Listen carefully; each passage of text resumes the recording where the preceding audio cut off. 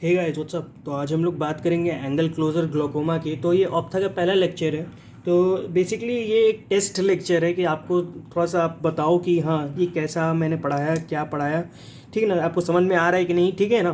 तो ऑप्था के और भी लेक्चर्स आएंगे धीरे धीरे, ठीक है ना। तो ये पहला टॉपिक है क्योंकि इस पे क्या है ना, लोगों को बहुत कन्फ्यूजन होता है कि एक्चुअली तो लोग बता देते हैं हाँ कि एंगल क्लोजर ग्लोकोमा में, जो कि थोड़ा सा इसके पहले तो आपको बेसिक नॉलेज थोड़ा होना ज़रूरी है एंगल क्लोजर ग्लोकोमा के बारे में, ठीक है ना। तो बेसिकली लोग कहते हैं कि मिड डायलेशन के कारण से एंगल क्लोजर ग्लोकोमा होता है, ठीक है ना।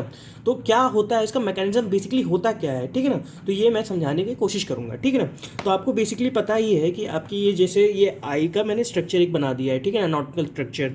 ये आइरिस है, ये सिलियरी बॉडी, ये जोन्यूल्स है, क्रिस्टलाइन लेंस है, ये रेटिना, कोरॉइड और स्क्लेरा, ठीक है ना। आगे कॉर्निया, ठीक है। तो ये बताने की जरूरत नहीं है, आपने अगर थोड़ी सी ऑप्था पढ़ी होगी तो आपको समझ में आता होगा उतनी चीज़ें, ठीक है ना। तो यहाँ पे क्या होता है, सबसे पहले मैं सोचता हूँ कि नॉर्मल केसेस में क्या होता है।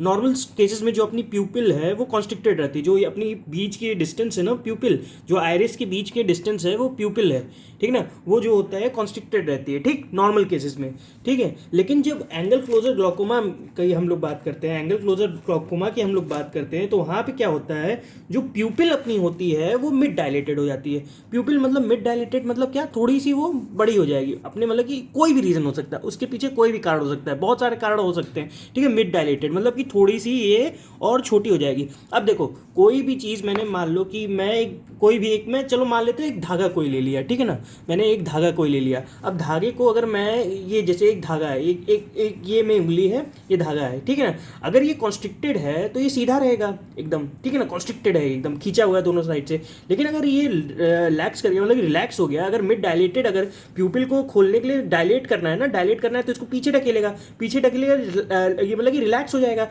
रिलैक्स होकर इसकी स्ट्रक्चर थोड़ी चेंज होगी। तो यही कह रहा है, pupil becomes mid dilated, iris becomes relax and lagged. Lagged मतलब थोड़ा सा वेवी टाइप का अपीयरेंस दे देगा। अब ये क्या होता है कि ये जब आइरिस ऐसे हो जाएगा तो वो हो सकता है कि लेंस पे जाके अटैच कर जाए, जैसे कि ये केस में जो हमारा आइरिस है, जबकि प्यूपिल बिट डायलेट हुई तो ये आइरिस जो है अपना जाके क्रिस्टलाइन लेंस पे चला गया, चिपक गया उससे। अब आप जानते हो कि एक आई में एक एंटीरियर चैम्बर होता है, एक पोस्टीरियर चैम्बर होता है।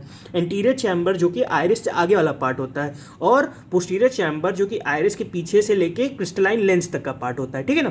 तो एंटीरियर चैम्बर में बहुत सारी कंडीशंस हैं, यूवीआइटिस, कैटरैक्ट वगैरह, सब बहुत डीप है, ठीक है ना, वो सब पढ़ोगे आप। अगर आपने पढ़ा है तो बहुत अच्छी है, लेकिन एंगल क्लोजर ग्लोकोमा बहुत लोगों को समझ नहीं आती, इसलिए मैं थोड़ा सा डिटेल बता रहा हूँ, ठीक है। तो आइरिस जो होती है रिलैक्स हो जाती है और लैग्स हो जाती है, ठीक है। बेसिकली रियल लाइफ में क्या होता है, ठीक है ना।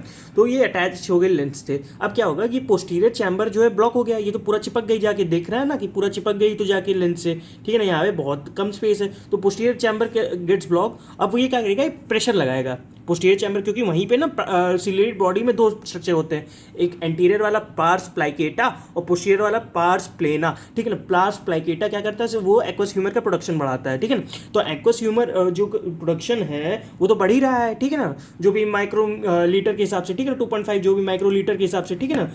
और हमारी ड्रेनेज तो उतनी ही है, ठीक है ना, ड्रेनेज तो उतनी है, लेकिन यहाँ पे क्या हो गया, ये ब्लॉक हो गया।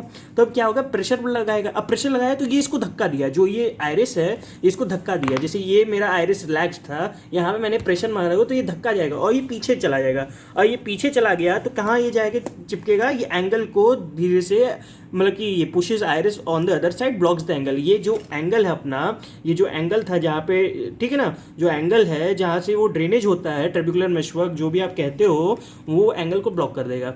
और वही एंगल ब्लॉक हो गया तो अब तो ये प्रोडक्शन भी बढ़ रहा है, ठीक है ना, प्रोडक्शन बढ़ रहा है और ड्रेनेज नहीं हो पा रही है। तो यही कारण है एंगल क्लोजर ग्लोकोमा का, ठीक है ना। तो बेसिकली यही मैकेनिज्म है मिड, जो आप कहते हैं मिड डायलेटेड प्यूपिल में कैसे होता है एंगल क्लोजर ग्लोकोमा। तो ये बेसिकली मैकेनिज्म है। तो उम्मीद है आपको समझ में आया होगा। तो बताओ कि कैसा लगा, और ऑप्था की पहली वीडियोज़ है और वीडियोज़ आती रहेंगी, ठीक है ना।